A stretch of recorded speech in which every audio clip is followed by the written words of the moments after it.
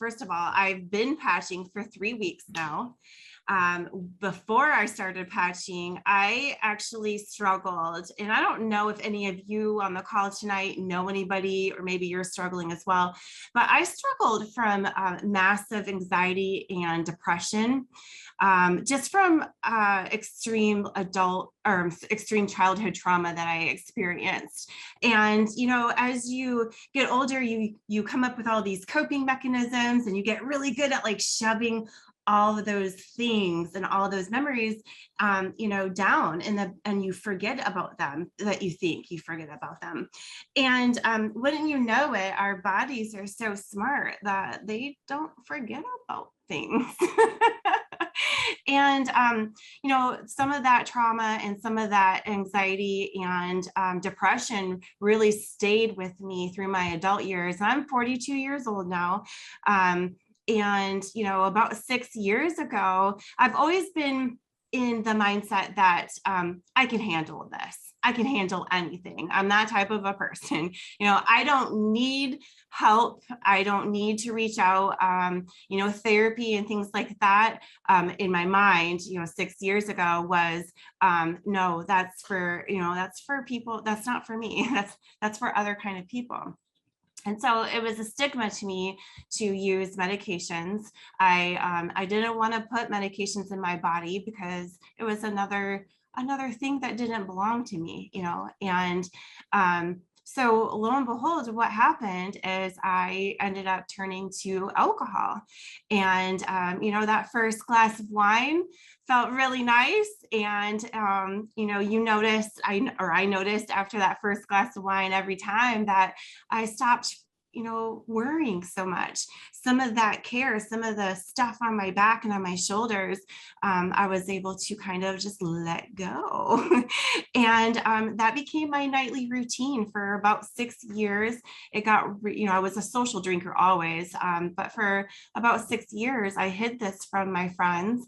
I hid this from my greater family. My immediate family finally kind of caught on. But, you know, I had a really hard time falling asleep at night. And I couldn't shut my brain off.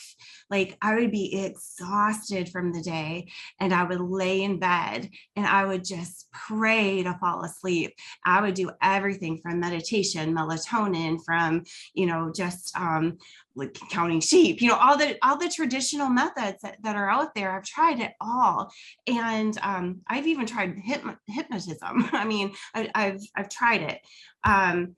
And I could not fall asleep. And so I ended up drinking at nighttime, and heavily drinking, to the point to where I was drinking probably 2 bottles of wine by myself, up to sometimes 4 bottles of wine by myself at night. And I did this from the hours of like 9 p.m. until, you know, 2 or 3 in the morning. Because my family's asleep, my friends are asleep, everybody's asleep, but this was my time, right? And then I would pass out, done. I was out, got the worst sleep of your life, because if you've ever fallen asleep completely drunk, you don't sleep well. You might sleep fast, but you don't sleep well. You don't get that good deep sleep. And it was really affecting my body. It's taken a toll on me. You know, I thought I was doing really good at hiding it and being functional during the day, getting all my work done, taking care of my family, doing all my responsibilities. And then I would repeat it all over again at nighttime.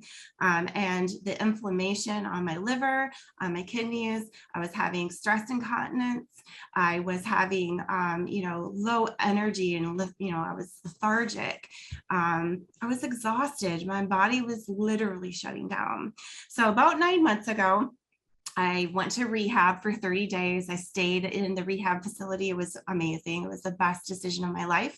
Got therapy. And during that, because I was using alcohol to cope and to get sleep and to de-stress what I thought, I was actually adding more stress to my body, but I was thinking I was doing it the right way.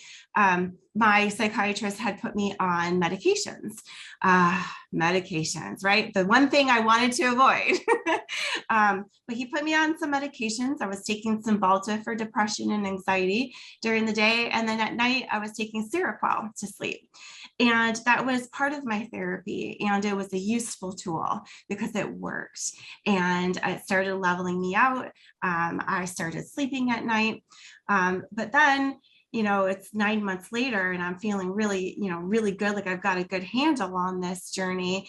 But then I've noticed that the side effects from the medicines are now really interfering with my quality of life as well.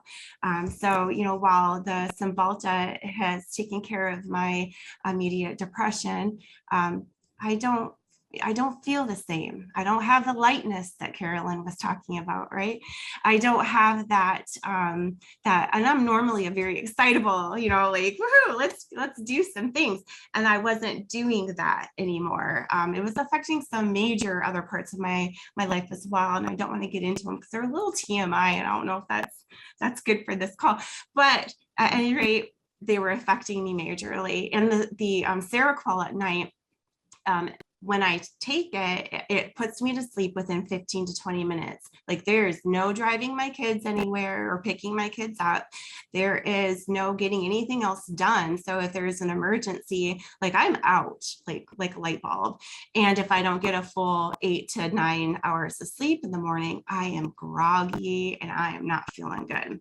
So that's my backstory in a long story shell, right?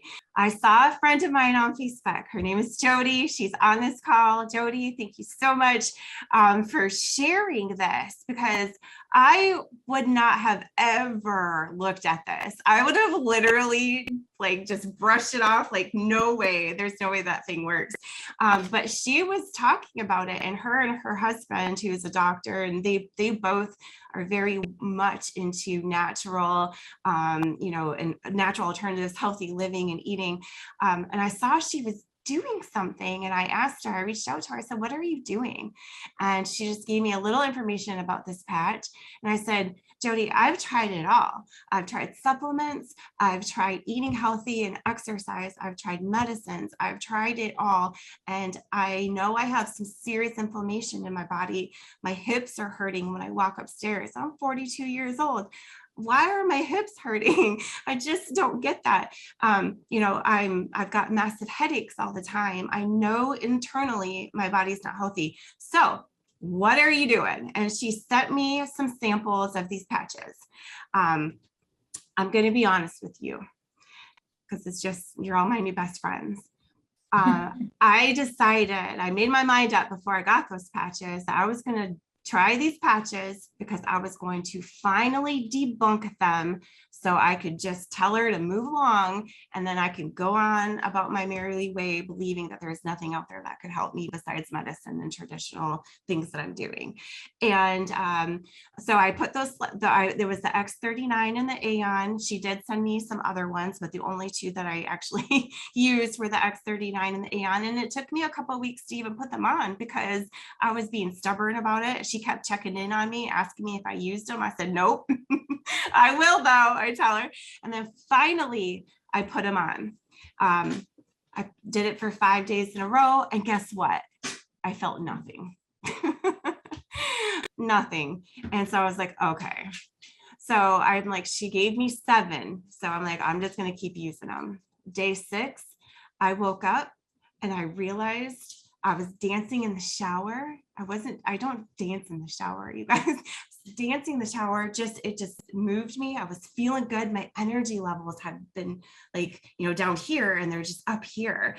Feeling good. I walked up the stairs. My hips are not hurting anymore. I'm like, what is happening? What in the world is going on right now? This has got to be a fluke. Kept patching. Day 7, I'm noticing that I'm sleeping really well, even on the Seroquel. So I'm waking up and I'm sleeping better, and I'm feeling better, right? And I'm like, okay. So I keep patching. Now we're 3 weeks in. So